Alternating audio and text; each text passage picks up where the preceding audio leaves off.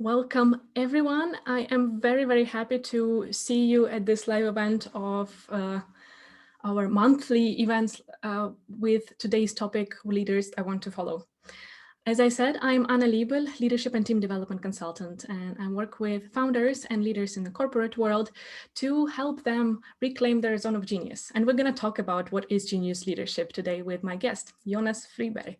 Jonas is a co-founder. He is an corporate leader, and why I invited him is actually his role as a facilitator in professional leadership networks at the moment.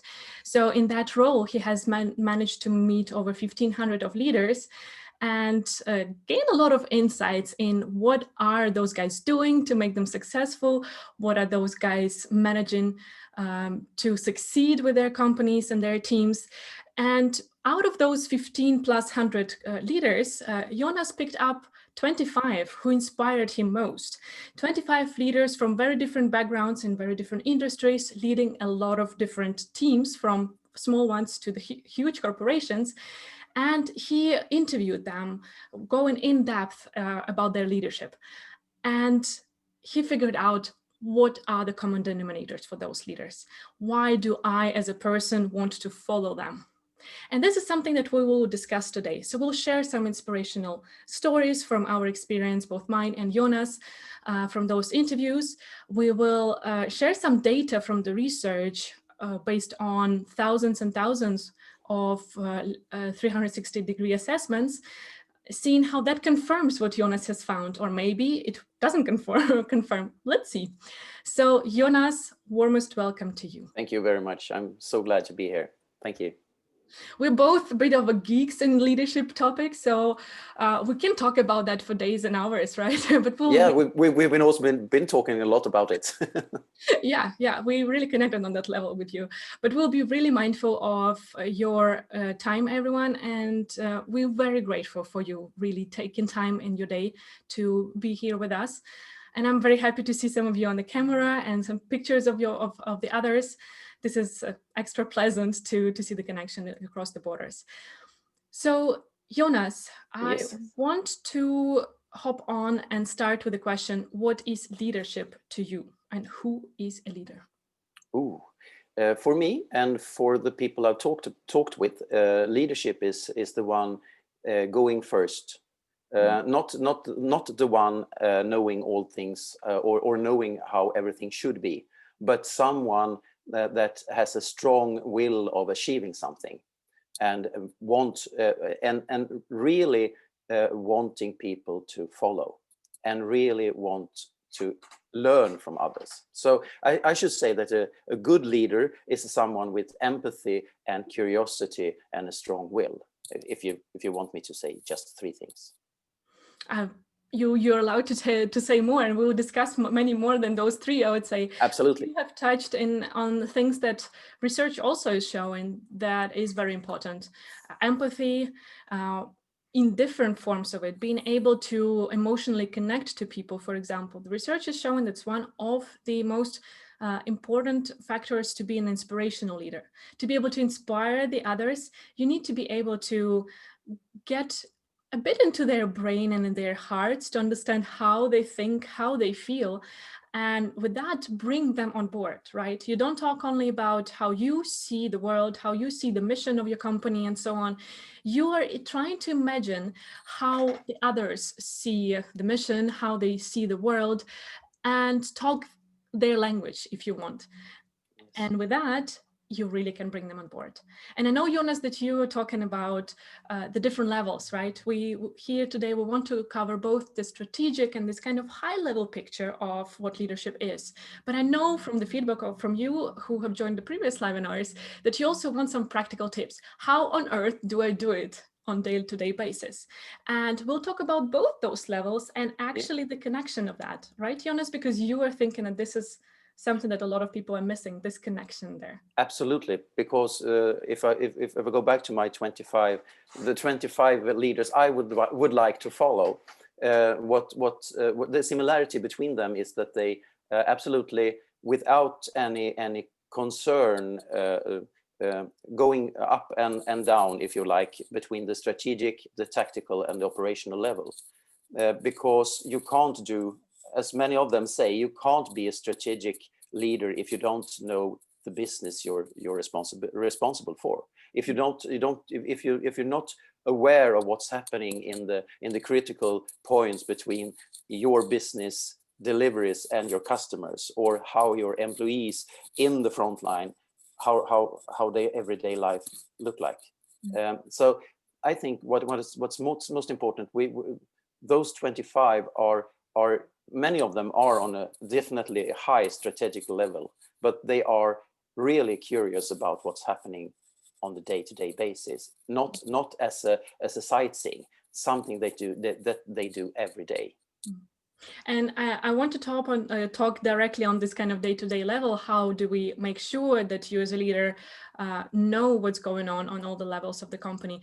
But a small technical break. Jonas, I think your microphone is again touching the shirt. Oh, sorry. Just have to make sure that no one is distracted. Is that better?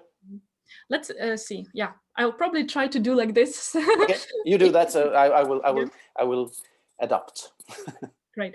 And everyone, I will be happy to see your comments, your questions in the chat, so that we can answer them, that we can share with everyone your experiences and your insights from your work of leading others or being led by the others. So please engage with us in the chat.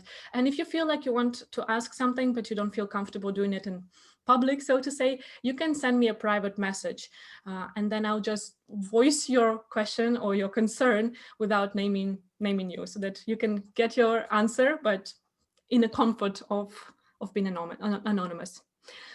All right, so Jonas, how do we do it on the practical level? How do we make sure that we know the day-to-day operations of our business?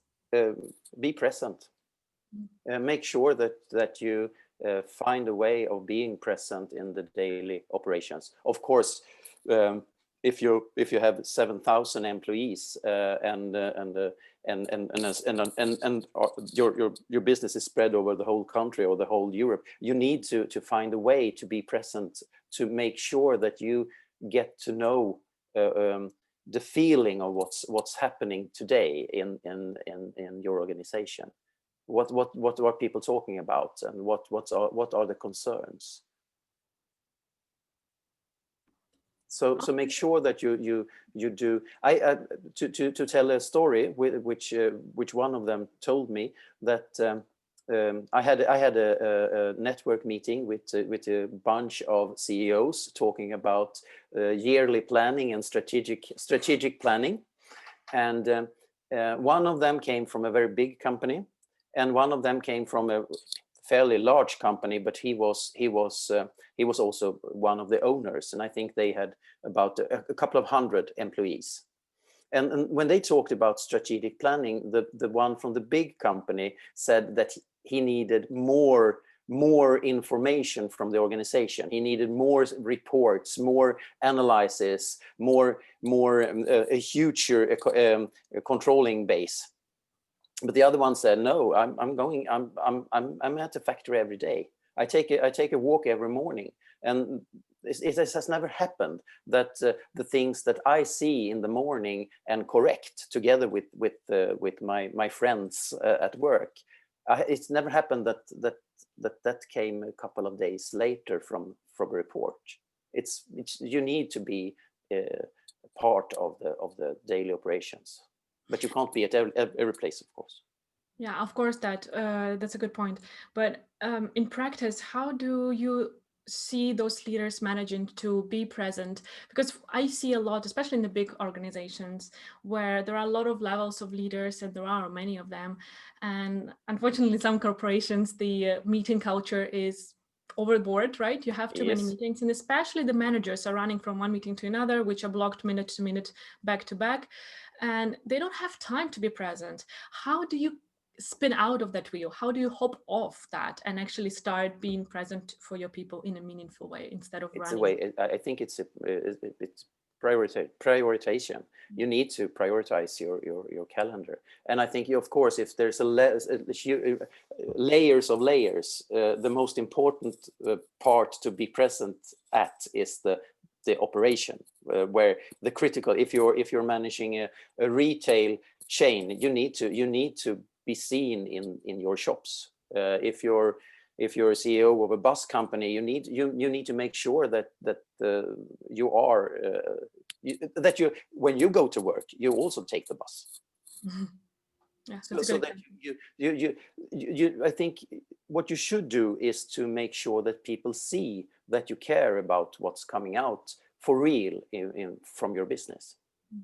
Yeah, and I came to think about some examples from my time working in project management at Volvo Cars, Yeah. where when I worked at the infotainment, we had a lot of functions in that system, and every function had their own owner. And for these function owners, their function was their baby, right? They were protective of it, and it was difficult to take decisions that affected several functions. Or it was very complicated, and there were quite some heated discussions. And what I realized after a bit of working with them, quite a lot of those guys have never sat down in a test car and seen their function in the whole system and the whole car environment. So I became best friends with our test validation in department, so that we would on a constant basis get time in the cars. So that guys, my team would be driving the cars and understanding. And it was so amazing to see how those guys were just like, the bulbs were lighting like, that's how you experience my function. That's what you were talking about when you were trying to explain that to me in the PowerPoint at the meeting. And they started discussing, and I made sure that they were sitting down with the different function owners, not with the same team with whom they work every day on their function, but in the same car, driving at the same time. There would be different guys responsible for different parts of the system. And they started talking to each other, and they started understanding each other on a totally different level. And it was the same for me. Like, I want to understand what we're talking about. I want to be in the customer's shoes, because otherwise I'm just looking at this very limited screenshot or whatever it is, framework on the PowerPoint at the meeting, and I take a totally unrelatable or totally like very bad decision based on the limited information that I have. So it's very good to get this holistic picture. And again, the same when I was responsible for the cost optimizations in the same department, I would get some initiatives from wherever in the organization, and I would need to investigate whether those would really save the money for our organization. And what I did quite often is go into the factory, which was a bit of a hassle. You need to get special permissions, you need to get someone to walk you through and so on. But that was really worth it, because I would meet with the guys and say, okay, we want to do this in-house instead of suppliers doing that. Do you have, like, how would it affect you? And they were like, we don't have space to put that tool in. And boom, there are a couple of million euros of investment coming that we would not have considered in the investigation. So it is very important to, as you say, Jonas, being present in the operations and day to day, and think about the whole process of from your idea to implementation to market to how the whole life cycle of the product or the service that you're providing will actually happen. Yes, and as you say, if the top management shows that you should be part of the daily operation, all the rest of the company will do the same, because you set an example. If we you asked earlier what is leadership, and leadership is setting examples. Mm. And one of the person I've talked with this summer for the book, she was CEO of one of Sweden's largest pharmaceutical chains. And when she started as CEO, she decided that she would give 30 days of visiting all shops in Sweden, from north to south, shaking hands and sitting down with each and every one of the shop managers. Mm. So not that she didn't understand what they were doing, but showing examples that the most important thing for her is to show that she's supporting the people doing the work and getting the money in. But I also think there is another perspective right now in this Corona times, when top management really understands the living of the daily operations. You will be much faster in adopting to different things happening, because you can't right now decide what you should do tomorrow by looking how this date looked a couple of years ago, because you need to understand. And I think that is also one of the important things to using the elevator between the strategical perspective and the daily operation. So how does the elevator work? Tell us. As I said, I think it's the most important thing is that you prioritize time in your calendar to show people that you are out you are where the customers are. You are where your employees delivering the things to the customers. So if that is building a car, you should be at the factory floor. If that is selling drugs at a pharmacy, you should show the other parts of the company that you are prioritizing to be a support for those doing the work. Yeah. So I think there's no easy way. Other things that the only thing you can do is to make sure that you understand and you show yourself out in the business. And you talked also about being emotionally attached or engaged. Yeah. Not emotionally attached, emotionally engaged. Can you talk a bit more about that? Yeah, all those 25 I've talked to, they are all very curious, and they are curious both about their company and the technical parts, but they are also curious about people. They want to know how others think, how others think about what they should do, and they are really interested to know how people in their own company or otherwise or at any of the other places think about their business and what they should do. So if I'm looking at those 25, they are very easily moving themselves between not between being empathic and being direct, but they are fully embracing the complexity that you need as a leader to have an opinion on where you should go, but you have to understand that you are not the one having the best ideas which way you should go or which decisions you should make. Most of those 25 talk about that solving problems is something that you do in groups. So you should have an opinion on where you should go, a very clear opinion on where we're going, but be curious about how other thinks about it.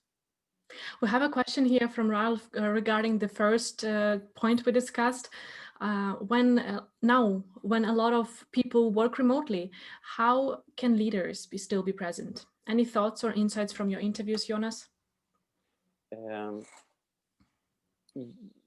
I had one of them talked about being flexible. You could be. She has a quite huge IT department, and they are working from home, most of them. But she's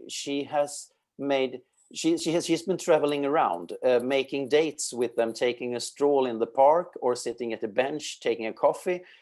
Not every day, but some time during each and every month. Of course, that's not possible for all, but that is a way of thinking. Be flexible. Someone can go out having a cup of coffee at a cafe, and someone can't. But then you can take a walk in the park, or lift the phone and make a phone call, of course. But the easiest way is back to the curiosity or the empathy thing, being interested in how people are for real. This is very good. I love it that you use the word curiosity, because this is what I use, that I say that Great. I actually help leaders get curious, both about themselves and about the others, their employees, their customers, their other stakeholders, because this is something that makes leadership so much more fun. Yeah, and and also let yourself be touched, be touched by things that happens. In Swedish bli påverkad av, att bli berörd av. Yeah. So be touched of what's happening. To let yourself be touched. But I think there it's very important to know yourself good enough so that you don't get drawn into, you get emotionally influenced by, but you don't get into some depression or spiral down. And there where that's where the self-leadership comes in, and is very important for us to catch the patterns, catch our thoughts, and understand, okay, now I get emotionally attached instead of just emotionally engaged. This is exactly. And as someone of them said that be aware of making decisions when you need to, not when you're able to. So Can you make sure. elaborate on that? What he said was that make sure that you take the right time to make the decision. Don't rush into decisions when it's not needed. And I thought a lot about that myself, because I asked him to he has a very long history in fire department. Now he's CEO of the Öresund Bridge, but he started his career in the fire brigades. And I can also see a pattern because there are other people I talked with that has been in the military or the fire departments or in security, and all of those are very they are very aware of the need for making decisions, because you can't, in those types of business, you can't say, well, we need to rethink this and get a new research. If you don't make a decision, that is also a decision. So I find that people being brought up in that culture are, even when they are in other parts of businesses, they are very, very, very aware of when to make decision and when you don't need to make decisions, but you always need to be aware of what's happening. So there's a difference between the thing that you need to understand what's happening all the time, but you make decision when you need to make decision, or you have to make decision. Yeah, definitely. I want to read a couple of comments here and then we continue. So Steen and Christine wrote, in my view, it is crucial to be interested, curious about all components of the business. People are the absolute most important component, and without them, nothing happens. Employees and customers will know if you care about them and their success. A question to you, I guess, Jonas, and maybe both of us. Are leaders you talked to quick enough to adjust to the new work situation? It can be harder to show care and empathy when meetings are all online and people do not meet.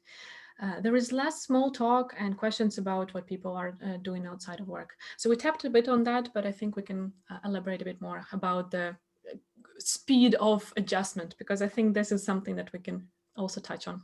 Absolutely. I think that when I go back to those 25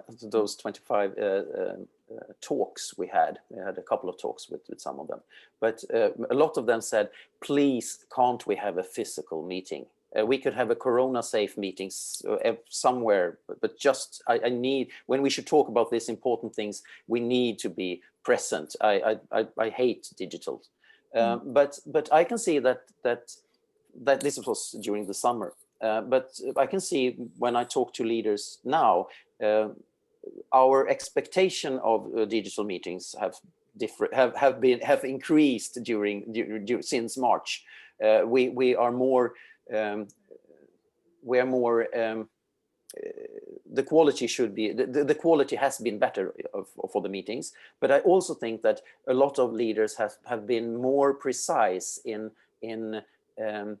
arranging the meetings, because in March you just put the same type of meetings you had into a digital format, but now people are being more aware of the different types of meetings, and one of them is that we can't have a management team meeting for 3 hours digitally.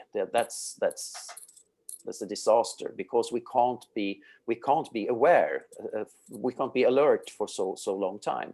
So the good leaders or the genius leaders are the ones designing the meetings for a specific purpose, and not making all meetings look alike. And finding ways of getting that information you normally get in when you meet at a coffee machine, or you meet you have this start talk when you talk about holidays and children and what you do. Find ways of getting that type of information, because you as a leader you have a responsibility to know how your co-workers are, both physically and mentally. Absolutely. And here I would like to circle back to what I had my first webinar about, the 3-dimensional leadership, is that whenever you are leading, you're leading in 3 dimensions: one-to-many, so a group of people; one-to-one, so you have a relationship with each of the people you're leading; and then dimension of 1 when you're leading yourself. And I think it's very important to keep all these 3 in mind when you are trying to move this being present into the digital and the virtual world that we're forced to work in today. So for example, you can have a coffee break at 1 p.m. or whatever the time every day, and it's some same link. No one has to admin it or anything. It's just the same link, and people just drop in. And my husband has been using it with his university colleagues. He would just drop in. If no one is there, he continues working and sipping his coffee. Someone drops in 15 minutes later and they have a chat about something related to the university, or just general chit chat. That is called creating this virtual water cooler in a way. Yeah, absolutely. You need, as a leader, maybe take the initiative if that hasn't been done, and create that space. But it shouldn't feel like someone has to be responsible for it. Someone has to be forced to join every day and those kind of things. Super easy. You're just creating the space, and then people are free to use it or not. And the same with the one-to-one. Maybe suggest, as Jonas said, have a walk together. I'm actually taking some of my clients' calls on the walks, if I know that will be good for that person, if that will be perceived from their point, or like their way of learning and getting the information. We actually take virtual walks, and my clients are in different countries, so whatever the situation, our work will be virtual, but sometimes it is walk, because I know that will be actually boosting their way of getting the information and speeding up the transformation that they're going through. And then the same with leading yourself, the dimension of 1, show the others that, okay, you took a break from work to go and train or take a walk. Post something about that. Create maybe some Slack channel, if you're using Slack for your company communication, that is just for this kind of virtual water cooler discussions. Drop the things there about how are you keeping sane? How are you being creative about finding the space in your place to work despite kids being homeschooled, and those kind of things. And don't set the expectations to be perfect. I think that again goes into this being emotionally present.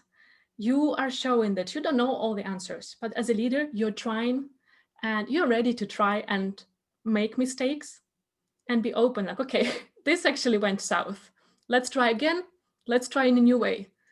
But you're showing your people that you're present, that you understand the challenges, and it's not a walk in the park for you either. That you don't know everything. You've never gone through a pandemic and leading other people. Maybe you've gone through the crisis 10 years ago, but still that was very different. So absolutely, as you say, leaders are humans, and leads by example. Actually, one of the members in one of my network groups also works, as you said, with open meeting spaces digitally during the whole day. And she said that they feel that they are more connected now than they were before the home working era. Mm. So I really think that you can be more present using digital tools, but you need to understand how to use them and why you use them. Absolutely.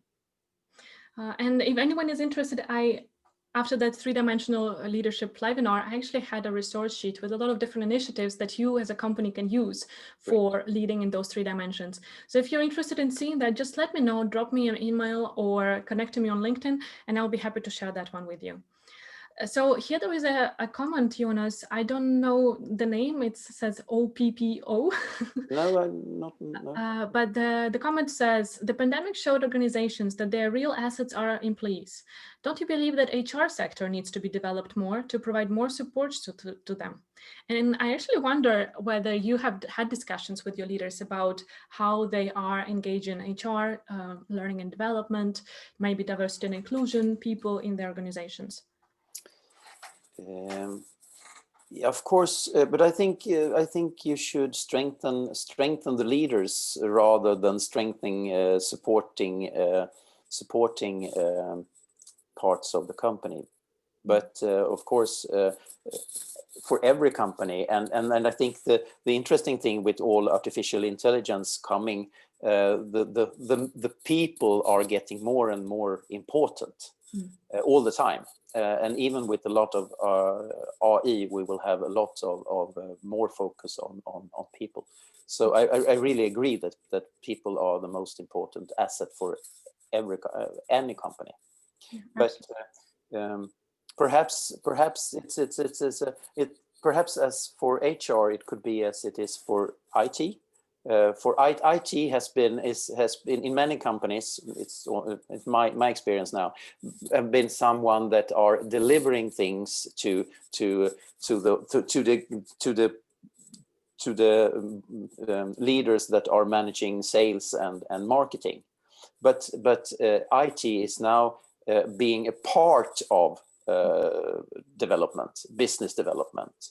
And I think it's the same thing for every part of the company, that they need to be part, as you talked, Anna, about development for cars, that you need to be part of the core business all the time. So from that perspective, yes, I think HR should be strengthened in the way of helping, being their part of the total building, so to say.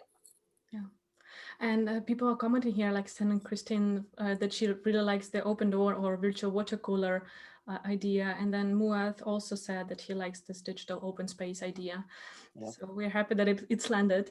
I also wanted to tap into another or give another example of how leadership can be present, or how you as a leader can show your presence. Back in the consultancy times of mine, the CEO of our company had a rule of I don't remember how many days, I don't want to lie, but he would have on a constant basis lunches with people who he doesn't work directly on a daily with.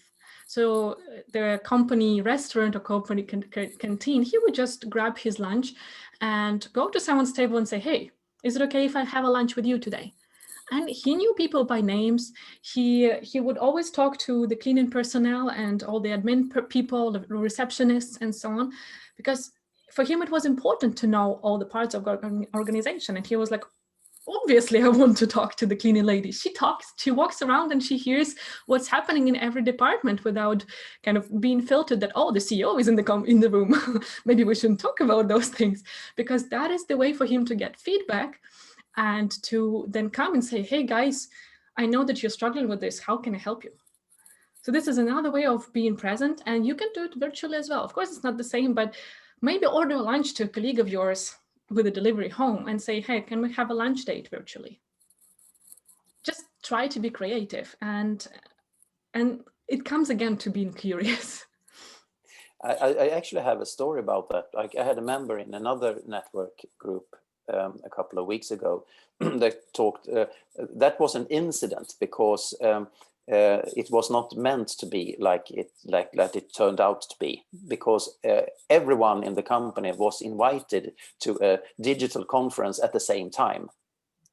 But that was a mistake. But most of the people stayed at this this virtual meeting and started talking with each other. So for the first time, they were 70 people at the same meeting with no agenda. But all of them talked about it afterwards. That is something they should do again, but then as planned. But this was a mistake. Someone had invited all instead of a group. It's really interesting to use that for other, to use the technique for other purposes and than you normally do. Exactly. And we talked a lot about leading in the new times now with all the virtual reality that we are living in the moment in. That creates extra complexity. And I know that you, Jonas, in your interviews have noticed some patterns about leaders and their relationship with the complexity. Can you talk a bit more about that? Yeah, as I said earlier, they all those 25, which I like, fully embrace complexity, and the thing that I am not the one having all the answers. The task for me is make sure that this company, this organization, or what it is, are going forward in a certain direction, and I need all perspectives to do that as best as possible. So. Complexity being taking yourself time to reflect and reflect together with others, especially, as you said, with all people in the company, even the cleaning lady or the one in the reception, because the people in the reception, they meet everyone.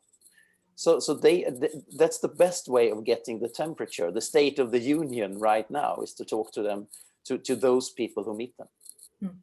Absolutely. And this is something that also the research is showing with all the thousands of 360-degree assessments, they embracing the complexity and being champion of change, showing the positivity, showing the belief that, hey guys, it's not easy, but we're going to go through it. And tapping into the mission and the purpose is also very important. So those things help you to be an inspirational leader.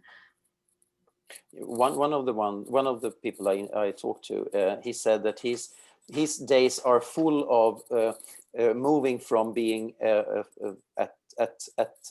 the first of the company and the last, to be with the one holding the flag going out on the ice. In each and every second there are issues that you need to be the first guy. You need to go out showing the company that the ice is thick enough. But in the same time, there are issues that you need to be at the back, see the company or the organization moving forward, perhaps also holding things back. So you need to move, as you need to move between the strategical perspective and the operational perspective. You need to move from each and every time when you should be the one taking the first step, or you should be the one holding things back. And again, here with all these juggling and balance in different dimensions when you are as a leader, another thing that research has shown now in this year or last year now, I'm still living in 2020, in the pandemic, that the successful leaders who led their teams and organizations in 2020 have managed to focus on the balance between the deliverables of the team and organization and the personal needs or individual needs of your people. And that's again another balance. Like usual in normal times, let's say, the perfect balance shown by research was approximately 60% on the deliverables, 40% on the individual needs. And it turned around during the pandemic times. The successful leaders were paying more than half of their time on seeing how their employees are feeling. What do they need as a support? Maybe they need something to set their home office. Maybe it's something with finding a therapist or a coach for them because it's really tough for them mentally. Or it is something about the deliverables, setting up new meetings so that they get information that they need and so on. And then and less than half of their time, so 40% is focusing on the deliverables. So yeah, it's complex. We're not saying that leadership is easy, but as I said, with the curiosity and right mindset and the tools, it can be fun and purposeful, and you feel like you're contributing to the better world. Yeah, and I think another thing that I can see from those 25 is that they really love people. They're interested in people and love people and want people to have their best. In each and every second. And I just saw that what Elizabeth just wrote. I once explained to a company owner that I was meeting with the delivery guy 10 times a year and with the salesperson once a year. So which one is most important for you? Of course, that's the delivery guy, and he's the one that's having the best opinion of how you are as a customer, of course. They are your face, and as you said, the receptionist people, they are the face of the company. They Yes. are meeting, and if their needs are not met, then every visitor that comes to your office is meeting a maybe grumpy person, and they're not grumpy because they're bad. They're grumpy because they have some struggles. We all have, and you as a leader, if you notice that and you can actually take care of that, that's bonus points for you, and it's a win-win-win really for you as a leader, for them, and for the organization, and for everyone who's meeting the organization. Yeah, and also a very for me, it's I can't understand organizations that put reception on outsourcing, because then you don't know who's sitting there, and you don't have the possibility to get that type of information, and that's really important information, I think. Actually, didn't plan to discuss it, but my business mentor, Kelly Roach, she's a US-based business coach, and her team is growing like crazy, and she has over 1,000 of clients at the moment. She has scaled her business significantly, yet she sees every single employee. So on her team, she has a full-time person whose job only is to talk to us customers. So her responsibility is to once a quarter talk to every single of us for at least 15 minutes. We have those customer support calls where she just goes through the question records, and then she collects this information, analyzes it, and brings back to Kelly. The same with our accountability advisors. They talk to us, they ask us, they bring that information to her. She can't physically talk to every single one of us, but she knows what's going on in every business that is her client. And this is amazing leadership example for me, that is showing that it is possible. You can find the ways. Yeah, it might cost you another extra person in your team, but the return on investment on that is huge. So what else do you think, Jonas, we haven't covered that you have discovered and you would like to share with our audience here? Yeah, as Jamila writes, I suppose leaders use more time learning and less time leading. That depends on how you define leadership. But as we started, I think the most important perspective of defining leadership is that walk the talk, that you lead by example. And then you don't need to tell people what to do, because people will do exactly what you do. What you and the rest of the management team, or the leaders, or the people in the company, the things that is good things to do, that is something that people will do. So leading by example, I think, is the most important thing. Well, and then you need to know, as you said, you need to know yourself, and you need to know why you are in that position and what you want to do with that position. Absolutely. And I actually got to wonder, to Jamila's comment, I would say that for me, it's not about learning versus leading. I would say that those are two parts of the same process. As I said, you never know the whole picture. You never know all the answers. And by leading, you learn. So it is an iteration process, and they are quite integrated in my head together. So how is it for you, Jonas? I agree, because I'm more of the curiosity makes that you are interested in learning, and you will dig into why things are as they are, and why do people do like that, and why do customers do like that, and you understand the needs behind it. But I think I go back to things. What they all 25 talked about in different ways was courage and vulnerability, and the able to and I think that goes back to leading yourself, because you need to be brave enough to show that you don't have all the answers, and you need to be brave enough to show that you are human. You are not better or worse than anyone else. You're also human, and you function like a human, and then you need to show people that you can do wrong things, but you talk about them. Yeah, and there we tap into the psychological safety, right? One of Yes. the key factors for the productivity in the teams. How costly it is to be myself, how costly it is to have the opinion that doesn't align with the others in the team and actually voice it and be heard. Those things you as a leader are very much responsible for. To build that culture of safety, of psychological safety. And that is, as Jonas said, it is by example, by showing that, hey guys, here I was wrong. Let's redo. It's very important to also to spend time communicating. And that again, something that research is showing, that inspirational and successful leaders are effective communicators. And I don't want you to check out when you hear that and like, oh, I'm not effective in my communication, because that comes with practice. The more you do it, the better you get. And it's again about being vulnerable and being ready to get the feedback and hear, like, what do other people say when I have like shared this piece of information? How did people perceive it? What happened outside of, like, after that?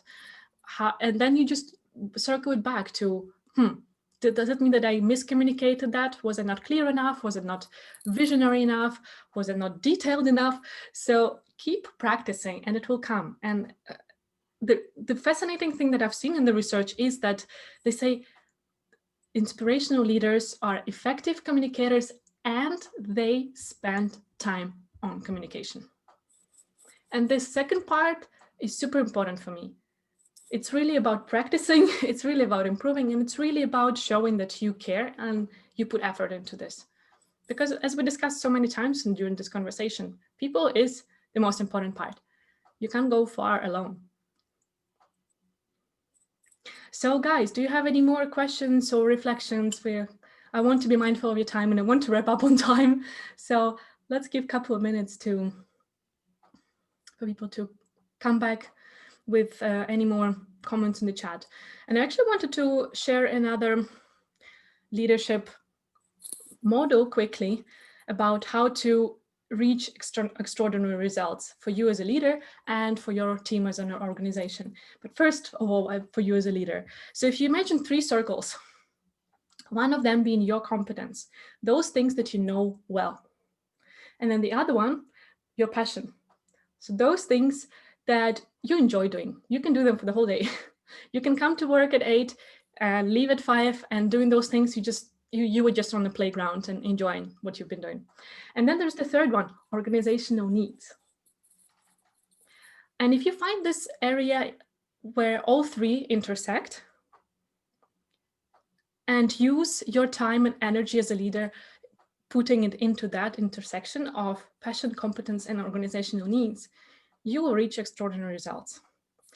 And to go one level further or one level higher, think about the purpose.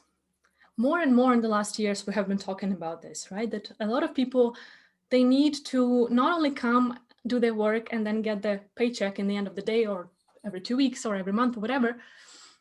The meaning and the purpose in the work, seeing that they contribute to some higher goal, is very important. And again, if you can tap into that as a leader while reaching your extraordinary results, that will be a mind-blowing and very successful combination to use. So Sami is writing good inspiration seminar. Thank you so much, Sami. Yeah, thank you. I just thought about the thing that you said about the complexity, and even though it's complex to be a leader, one of the thing that you must be able to do is to communicate the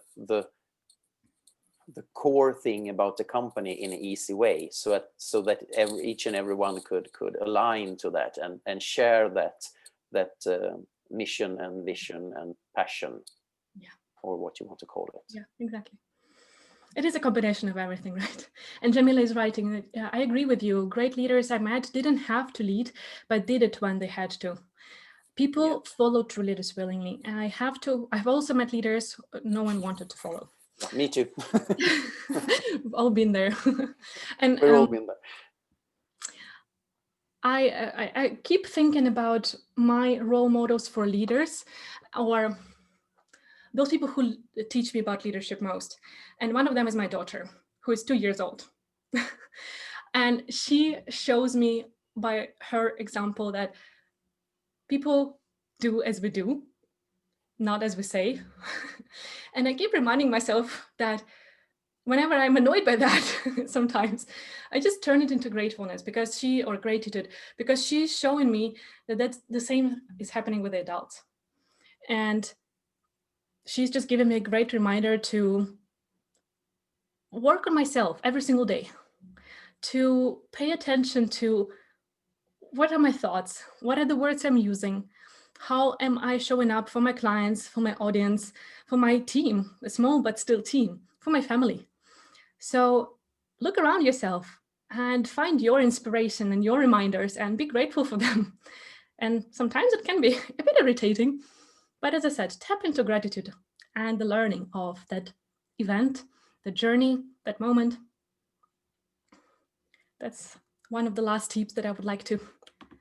I have a small thing we usually do in some of my network groups when we talk about personal brand, which is, I think, each and every one can use. I use it too sometimes.